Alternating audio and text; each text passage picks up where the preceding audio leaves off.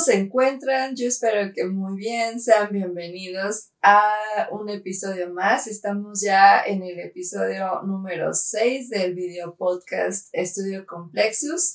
En esta ocasión estaremos hablando acerca de una cultura antigua. Estoy hablando de la cultura egipcia. Vamos a dar algunos detalles en general de cómo se desenvuelve la cultura egipcia, pero pues también lo que nos atañe, su arquitectura. Mi nombre es Jimena y me acompaña mi queridísimo y estimadísimo Carlos. Hola, ¿qué tal, Jimena? Me da mucho gusto estar contigo de nuevo en este video podcast.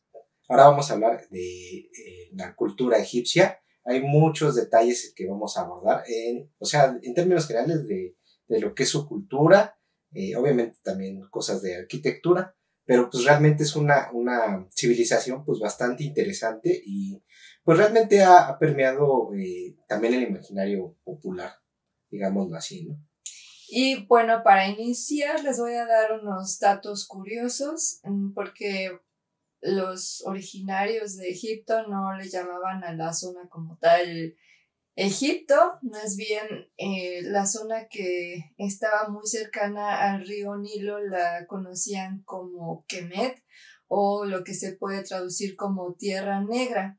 Esto debido a que cuando se inundaba el río Nilo y empezaba pues a bajar el nivel del agua, quedaba arcillosa la tierra, y toda la demás tierra que se extendía por el desierto del Sahara era conocida como Desret, que quiere decir tierra roja.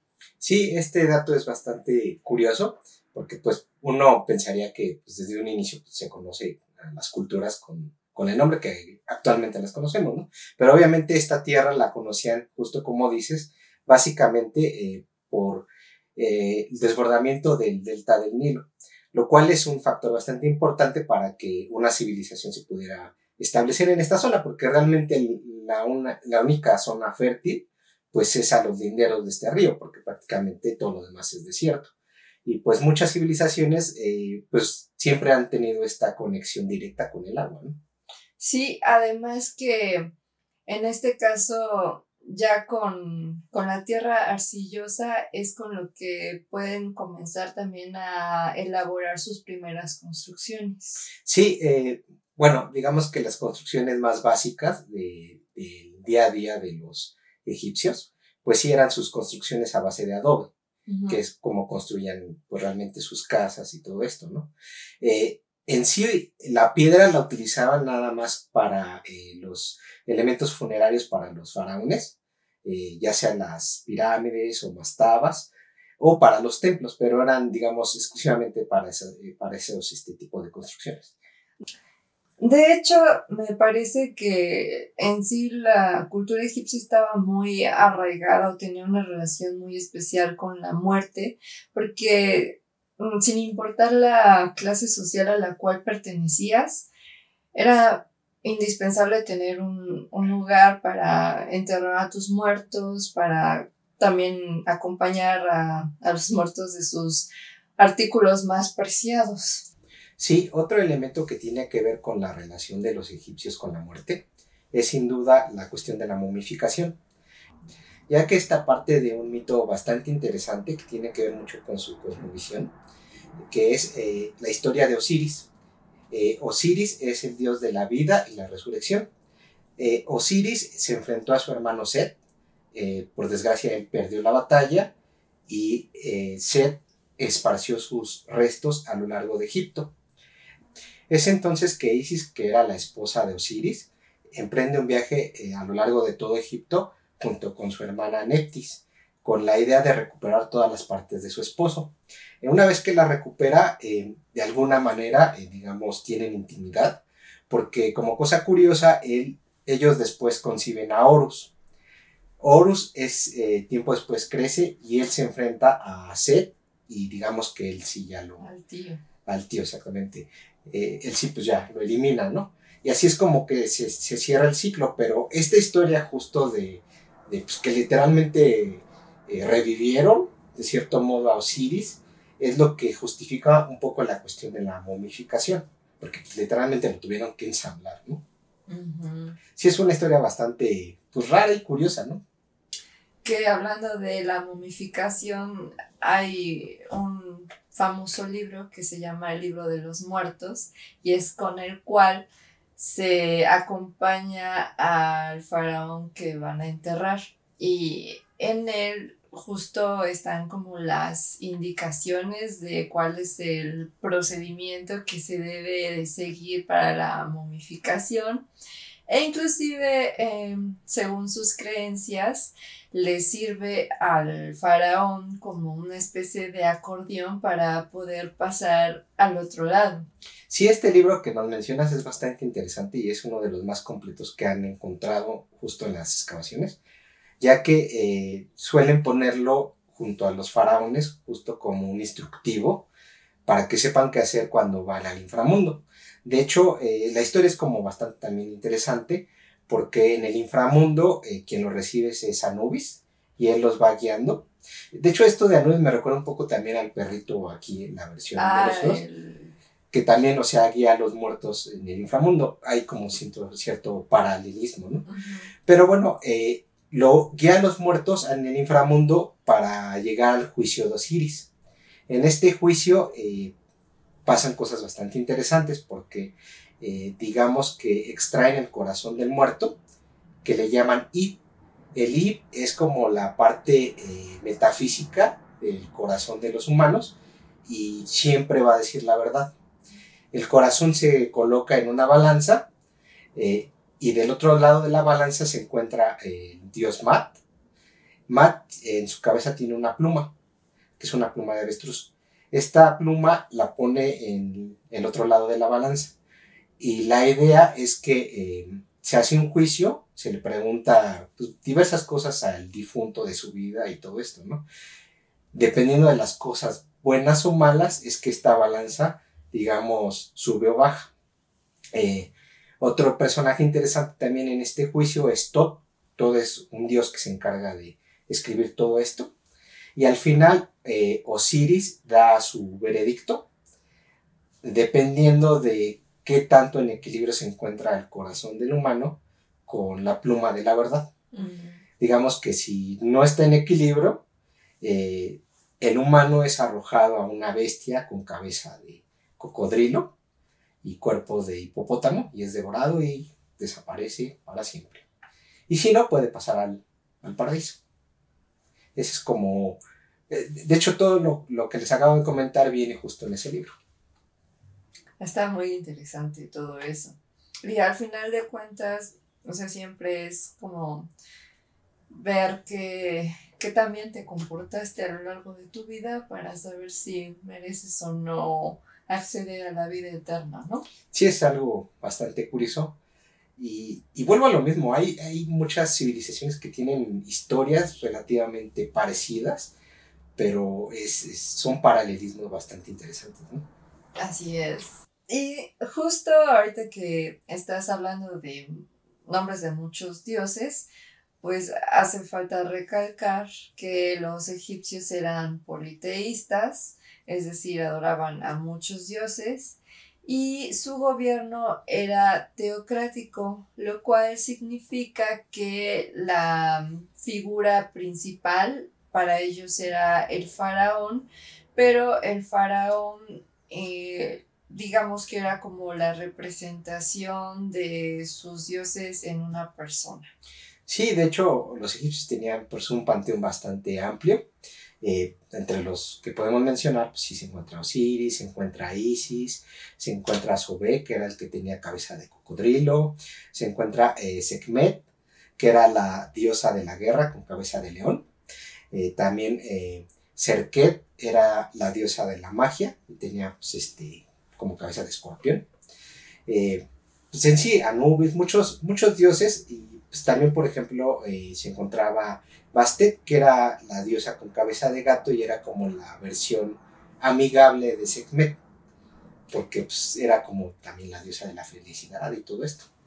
Que hablando de este último, para los egipcios los gatos eran casi sagrados. De hecho, no se les permitía o estaba penado que lastimaran o inclusive que mataran a un gato.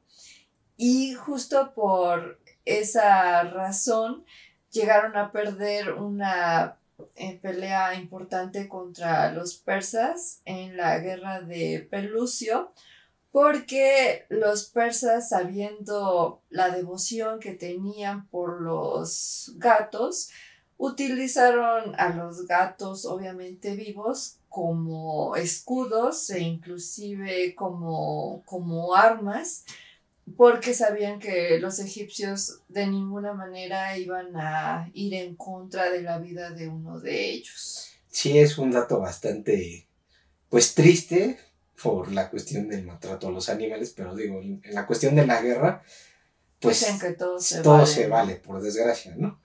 Y sí, eso habla mucho de la devoción que le tienen a estos animales que, pues sí, o sea, no se atrevían a tocarlos, ¿no? Literalmente.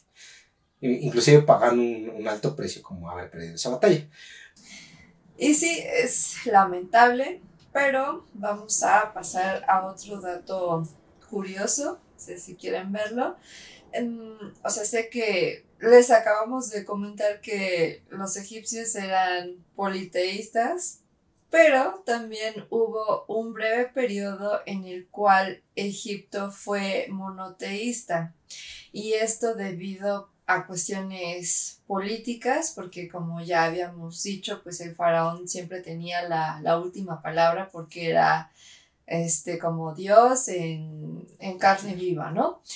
Entonces, esto también tiene que ver con una situación política, geográfica, porque Egipto, vamos a recordar que se desarrolló a lo largo del río Nilo, pero pues era una extensión bastante amplia que para poder controlar, digamos, la zona se dividió en dos, en el Alto Egipto y Bajo Egipto. Cada una de estas partes tenía su capital. En el caso del Alto Egipto era Memphis y en el Bajo Egipto era Tebas. Y dependiendo del faraón en turno, a veces la capital principal estaba en el norte o a veces en el sur. El momento en el cual Egipto llega a ser monoteísta es cuando accede al poder Akenatón. Sí, este faraón fue sumamente controversial, justo porque decidió hacer a un lado, digamos, el panteón tradicional de los dioses egipcios y dedicar, digamos, toda la atención a un solo dios, que sería el Atón, digamos, el disco solar, iba a ser el único dios. También como cosa curiosa, se suele pensar que la religión judía fue la primera religión monoteísta que existió y pues la realidad es que no es cierto. La primera religión monoteísta que se instauró en realidad fue la instaurada por Akenatón, de los egipcios, ¿no? Eh, Akenatón fue también controversial porque justo él decidió mover también la capital. Él de plano sí decidió construir una capital nueva justo en el Bajo Egipto y también decidió construir un nuevo templo dedicado al disco solar. Por desgracia, bueno, no se sabe muy bien cómo terminó Akenatón. Se sospecha que pudo haber sido asesinado, ya que sus decisiones pues, realmente afectaron una esfera de poder que eran los sacerdotes. Recordemos que pues justo como había varios dioses, pues cada dios tenía su séquito de sacerdotes, los cuales pues realmente tenían bastante poder en todo Egipto y por eso se cree que pudo haber sido asesinado. De hecho, digamos que Akenatón estuvo casado con Nefertiti, también un personaje pues, bastante sonado y curioso, que su nombre significa creo que la más bella, y tuvieron a un hijo que se llamó Tutankamón. Ah, sí, y Tutankamón fue muy, muy sonado porque su tumba no, no se encontró tan fácilmente. De hecho, o sea, sí es importante comentar que muchas tumbas de faraones y de otras personas fueron saqueadas porque se sabía que siempre enterraban a las personas con objetos valiosos. Pero en especial esa tumba no la encontraron y tardaron mucho tiempo en hacerlo. Pero antes de continuar, o sea, a Tutankamón también se cree que lo asesinaron de muy chico porque él accedió al poder siendo un niño. Y con ello, pues la dinastía de esta familia tan revolucionaria, pues ya se cortaba de tajo y Egipto volvía con sus ideas de siempre, que era el ser politeístas, etcétera, ¿no? Pero, o sea, sí, la tumba de Tutankamón tardaron mucho tiempo en encontrarla y pasó pues algo muy curioso porque una vez que abrieron esta tumba, varias de las personas que estuvieron en esa investigación fallecieron. Sí, de ahí surgió lo que es el mito de la maldición de la momia. Sí, de hecho lo que nos mencionas tiene que ver mucho porque intentaron como desaparecer, pues digamos, el linaje completo de Akenatón, justo también con su hijo. Y pues también al desaparecer quisieron desaparecer también los rastros de las tumbas. Por eso quedaron mucho tiempo perdidas y pues más bien las encontraron de forma fortuita. Pero esto ayudó a que se pudieran preservar justo pues el tesoro completo de Tutankamón, que es de las tumbas egipcias pues más completas que se han hallado, ¿no? Así es. Y hasta el momento hemos tocado algunos elementos culturales de los egipcios. Ahora vamos a abordar un poco acerca de cómo se conformaba su arquitectura. En cuanto al tipo de construcciones que tenían los egipcios, básicamente eran de tres tipos o para tres tipos de usos.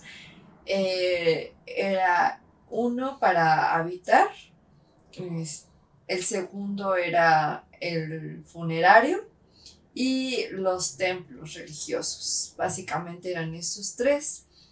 Hablando acerca de las construcciones para habitar, las personas pues tenían un espacio dependiendo también de su actividad que realizaban y también dependiendo de su profesión que tenían, era como el tipo de nivel social que podían tener. De hecho, aunque la muerte era una relación muy estrecha con las personas y tan importante que hacen mucha construcción en torno a lo funerario, las personas que se encargaban, por ejemplo, de embalsamar a los muertos, no eran como muy bien vistos ante la sociedad, de hecho estaban como muy abajo, por decir, de la cadena alimenticia.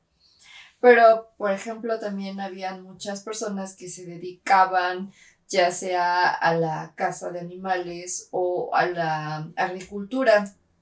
En este caso, las personas que se encargaban de hacer agricultura, como ya eran sedentarias, tenían acceso a un espacio más amplio que contaba con recámara, patio, granero e inclusive varios de sus terrenos estaban en forma de L, lo cual les daba dos entradas, una por la calle principal y otra por el granero. Y por ejemplo, las personas que se dedicaban a la caza de animales, como su actividad era más bien pues itinerante, el espacio que tenían era solamente conformado por una habitación y un patio, eran como cosas muy básicas. Las construcciones eran a base de la arcilla del río Nilo que les comentamos en un inicio del episodio y fue evolucionando porque también llegaron a ser como ladrillos de adobe, pero también emplearon la técnica del tapial. El tapial se basa en un encofrado, o sea, como una especie de molde, y van agregando arcilla y van apisonando esa tierra para darle estabilidad y también lo mezclan con ciertas fibras. Y en el techo también usaban palmeras y también muchos de los muros de las casas tenían una ligera inclinación como si fuesen las pirámides. Sí, de hecho, digamos que las casas tradicionales pues sí eran más que nada hechas como especie de adobe. Realmente la cuestión de utilizar piedra se usaba exclusivamente para templos o pirámides, que es la parte funeraria, ¿no? Sí, básicamente tenían dos tipos de canteras, una donde extraían piedra y también las canteras de natrón, que era una especie de sal que justo utilizaban para la momificación. Pero bueno, hablando construcciones funerarias de los egipcios, pues obviamente tenemos que hablar de la evolución de las pirámides. De hecho, las pirámides en un inicio se construían como mastabas. Las mastabas en árabe significa bancos, eran como bancos de arena. Y la sobreposición de mastabas es como fueron creciendo las pirámides. De hecho, la pirámide de Zoser era una sobreposición de mastabas. Esto después se fue, digamos, refinando porque pues, se veía como escalonadas las pirámides y quisieron hacerlas como más, con caras más lisas, ¿no? Uno de los primeros intentos fue la pirámide acodada, pero en esta pirámide es bastante curioso porque de hecho les falló el ángulo de inclinación y a mitad de la pirámide justo se ve la rectificación de la pirámide, entonces no es realmente, digamos, los ángulos no son realmente correctos, ¿no? No son. Sí, de hecho, terminaron encontrando, digamos, el ángulo correcto de inclinación de la construcción de las pirámides, justo hasta la construcción de la pirámide roja de Senéferu. Otro complejo bastante interesante es la pirámide de Amenhotep III.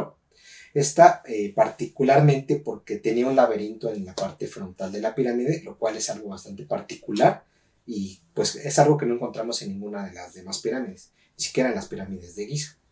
Respecto a las pirámides de Giza, digamos, es un complejo de 3 pirámides que son, digamos, las pirámides más grandes que se construyeron.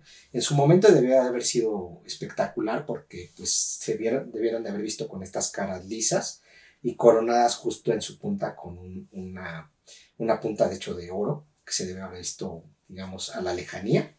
Y estas pirámides, el complejo era la construcción de la pirámide de Khufu, de Menkaura y Kefre.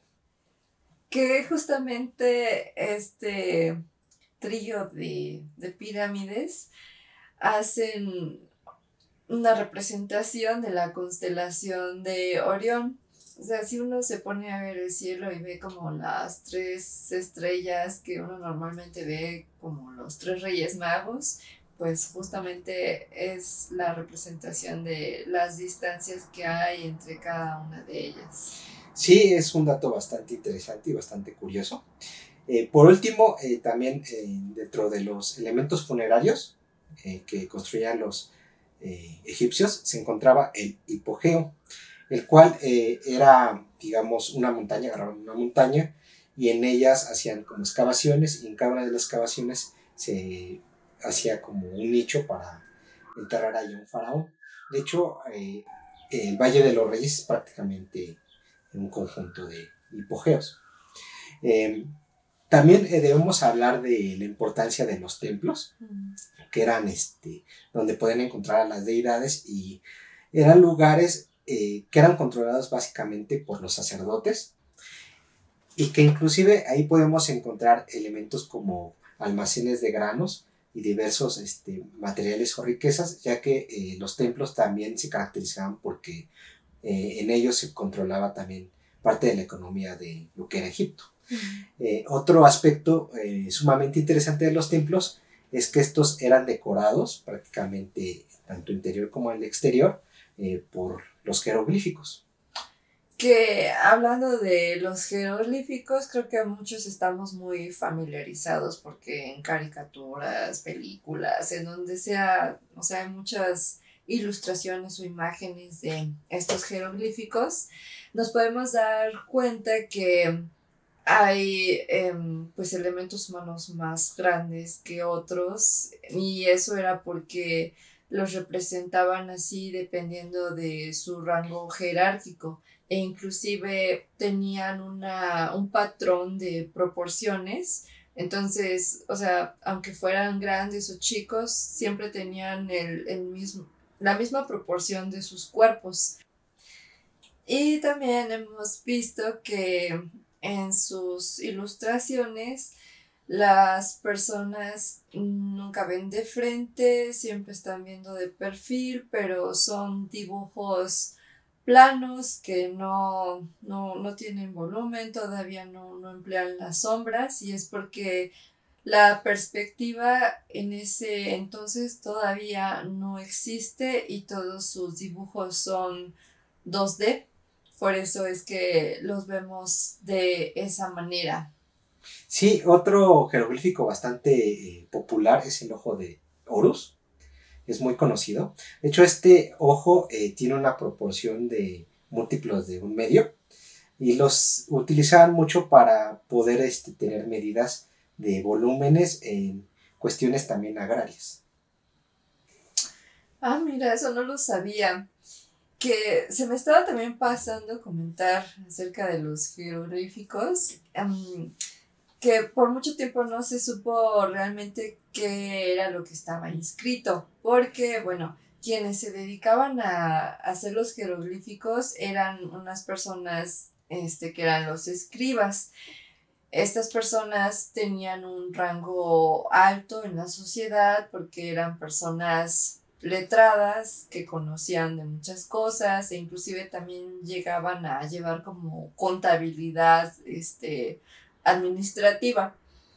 Entonces mucho tiempo no se supo qué era lo que estaba inscrito en esos jeroglíficos hasta que encontraron la piedra Rosetta, en la cual encontraron traducción de los jeroglíficos a 3 lenguas distintas. Una de ellas fue el griego y de esta última del griego es que se valieron para poder interpretar lo que decían estos jeroglíficos. Y también como dato curioso es que dentro de los jeroglíficos, cada que se encuentran un símbolo encerrado como en una especie de elipse, un círculo, un óvalo, se están refiriendo siempre al nombre de un faraón.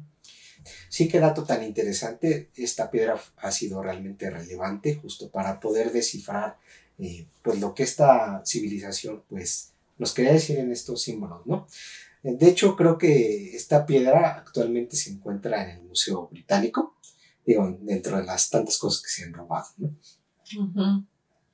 Pues es una lástima, pero vamos a continuar con el tema de los templos y voy a darles un dato pues bastante novedoso porque para la época me parece que sí lo es y lo sigue siendo.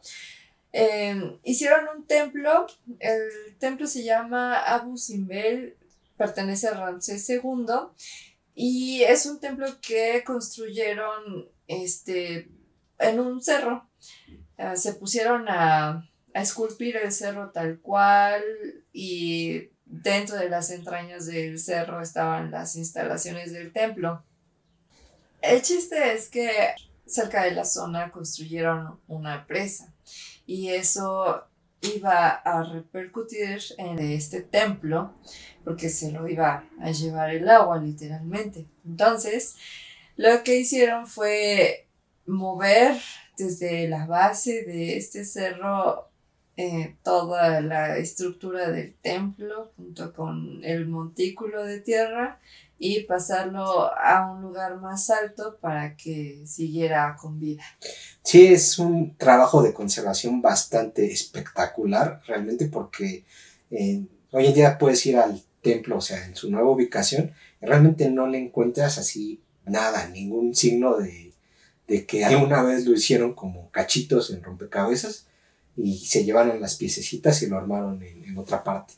Sí, es bastante interesante también en ese aspecto este templo, ¿no? Y bueno, todavía hay muchos datos más que se podrían platicar, pero no queremos cansarlos. De momento, pues tratamos de sacar a nuestro juicio datos pues interesantes, que fueran relevantes, curiosos, esperando que haya sido de su agrado. Les recuerdo que a nosotros nos encuentran por diversas redes sociales, las cuales están descritas en el episodio. También tenemos nuestra página que es www.estudiocomplexus.com y nosotros quedamos pendientes de cualquier comentario que quieran decir al respecto. Y los invito a que si les agrada o no les agrada lo que estamos haciendo, que nos compartan con sus conocidos, con sus amistades, para que se pueda hacer más viral esto que nosotros estamos haciendo con pues, mucho esfuerzo y también con mucho cariño. No me resta más que decirles que nos vemos dentro de 15 días a la misma hora por el mismo canal. Cuídense mucho. Nos vemos. Hasta luego. Hasta luego. Bye. Bye.